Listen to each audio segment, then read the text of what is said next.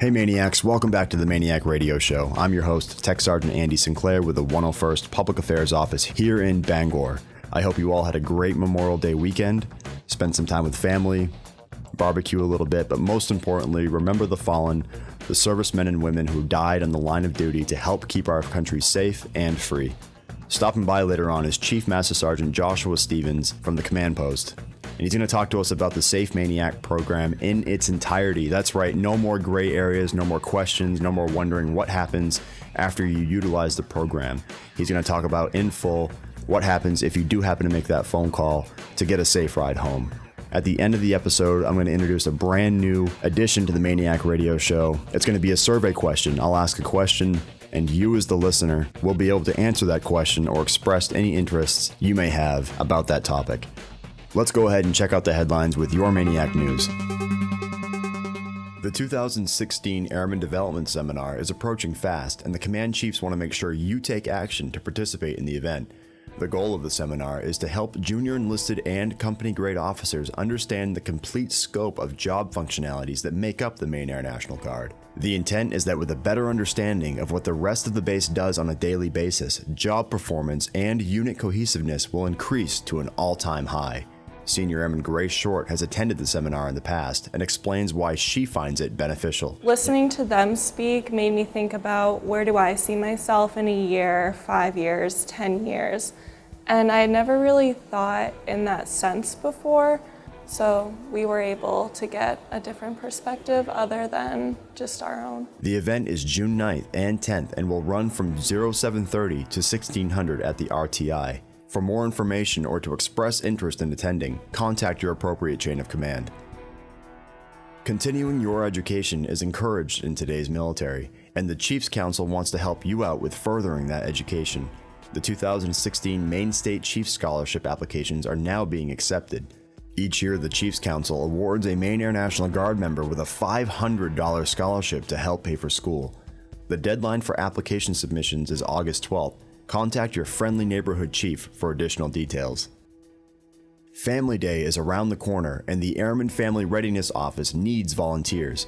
Whether it's serving barbecued food, helping kids play games, or giving tours of the KC-135, you can do your part this Family Day by helping making it a memorable one for the MAINEiac families. Drew Matlins from the Airman Family and Readiness Office explains why it may be beneficial for you to be a volunteer. We're not asking for much. We're asking for 30-minute shifts. Nothing's taxing or difficult. I can tell you that pretty much anybody who volunteers almost always says they got more out of the experience than the people they were volunteering for. It's a lot of fun, interacting with people, helping kids play games. Family Day starts at 11:30 and runs until 1500. That's all we have for the MAINEiac headlines. Keeping you informed is our mission. Hey guys, just a quick shout out about the MAINEiac Marriage Retreat. I know I mentioned it in the last episode, but there's still time to sign up. You can explore the underlying dynamics of male and female relationships, combining striking clarity and practical solutions to common relationship woes. Do or do not. There is no try. The seminar runs from Friday to Sunday, June 17th through the 19th at Sunday River Resort. The MAINEiac Marriage Enrichment Seminar. To register, go to www.jointservicesupport.org. The 101 critical days of summer are finally here. The weather is getting nicer outside. Just make sure if you're out with your friends, you're out with your family, you're enjoying the weather. Just be safe. Look out for each other. Look out for yourself. And do not become another statistic for our safety office. Speaking of the 101 critical days of summer, let's take a quick look at the weather for this weekend. It looks like Saturday is going to be fairly warm with a high of 81 degrees. Time to pull out those ABU shorts. Sunday looks a little bit cooler with a high of 69, partly cloudy with possible showers. Perfect fishing weather for after drill. Monday looks like it's going to be a high of 71, showers all day, as well as Tuesday with a high of 75, partly cloudy with possible rain. As I mentioned earlier, the superintendent for the command post, Chief Master Sergeant Josh Stevens, has stopped by to talk about the Safe MAINEiac program in its entirety and how it works. Chief Stevens, thank you for coming in to talk to us today. Thank you for having me. So I think there's uncertainty or maybe some gray area when they think about the Safe MAINEiac program.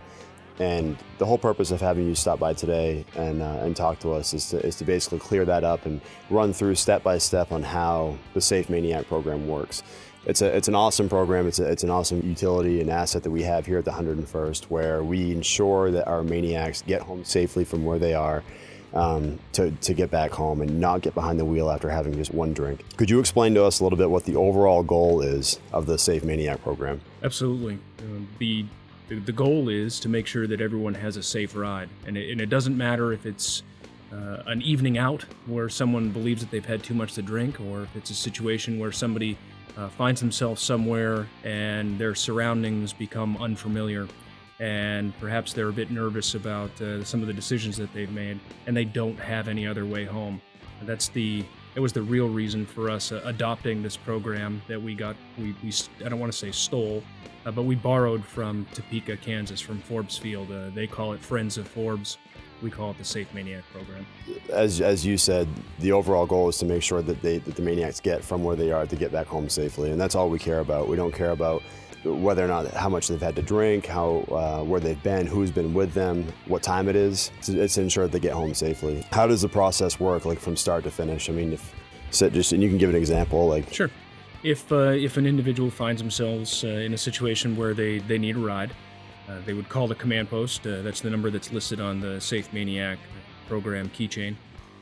At that time, the command post controller would ask them just a few basic questions to make sure that they were a unit member. That is really the only reason that we ask what their name is, or ask for any part of their social security number, so that we can validate that against the Alpha roster.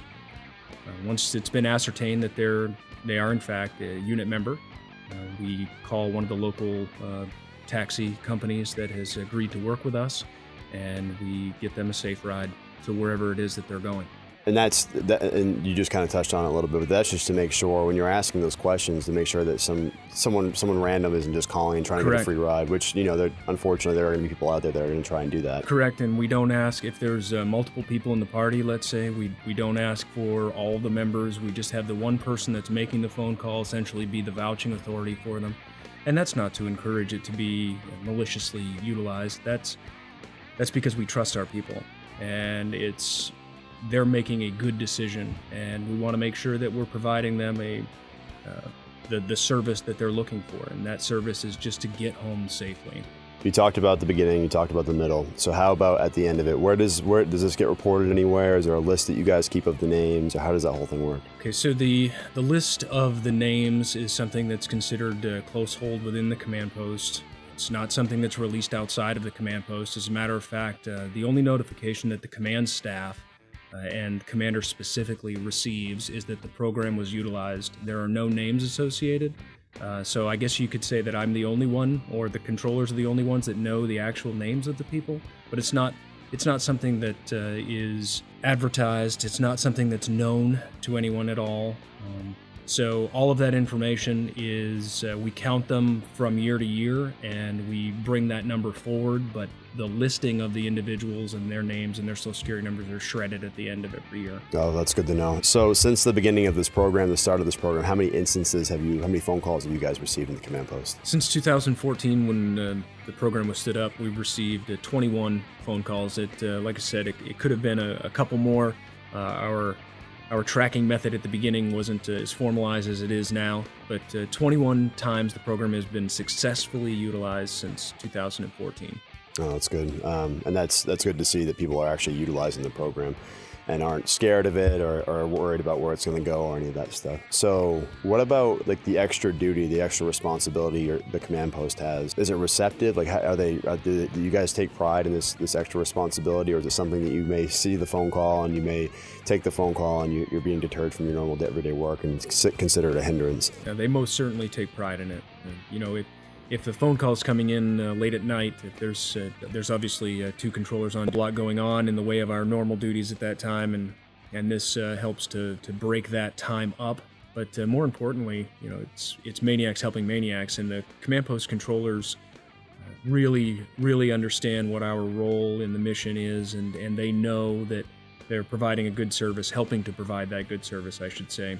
And making sure that our people are taken care of. Where does the funding come from? I mean, it's not something that just pulled out of federal funding, is it? Right. No, this is all done by donation. We have a number of people that have donated gift cards, Visa gift cards, things like that over the last year or so.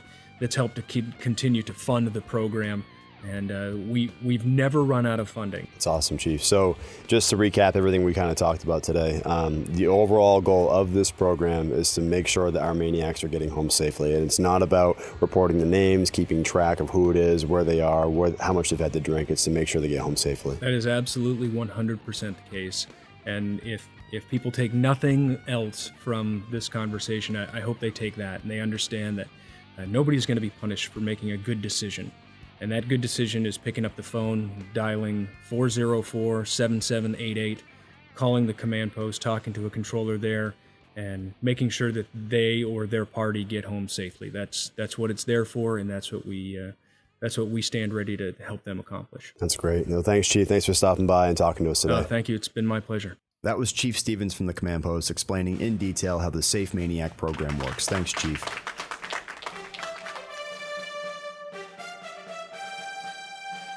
And now it's time for your MAINEiac fact. Today's fact is brought to you by the 101st Security Forces Squadron. As one of the largest career fields in the Air Force, it's the job of security forces to protect, defend, and fight. They are responsible for defending air bases around the globe, base law enforcement, combat arms, and so much more. It takes a combination of mental and physical toughness because it's up to you to protect your fellow airmen. For more information, contact your local recruiter. And here's your MAINEiac fact. For those of you who listened to episode 2 of the MAINEiac radio show, we talked about General John J. Pesh, who not only served multiple in-theater active duty tours, but also served as the director of the Air National Guard. And for those of you who may have noticed, located on our base we have Pesh Circle, and you may stop and think to yourself that the general shares the same name. So therefore, it must have been named after the general. Wrong, sir. Wrong. Good day, sir. In fact, Pesh Circle is named after John Pesh Jr., the general's son, who, like his father, was also an Air Force pilot. And he was tragically killed in an F-105 aircraft accident in 1978. So there you have it. Pesh Circle, located on our base, is rightfully named after a fellow airman who gave his life serving his country.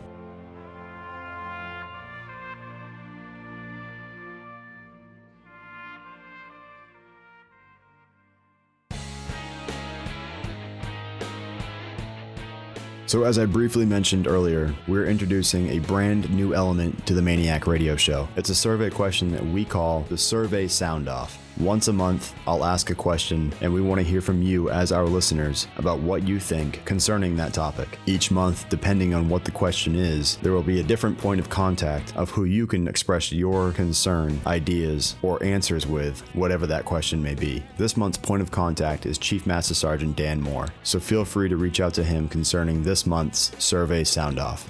And here's your survey question. Do you feel you receive sufficient skill level training within your AFSC? If not, what would you do to make it even better?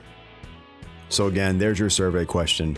Feel free to contact Chief Master Sergeant Dan Moore to discuss your thoughts, your ideas about how you can improve skill level training with specific AFSCs. And that's it, MAINEiacs, for this episode of the MAINEiac Radio Show. I'm your host, Tech Sergeant Andy Sinclair with the 101st Public Affairs Office here in Bangor. Once again, it's been a pleasure talking with you and keeping you informed of what's going on in your MAINEiac world.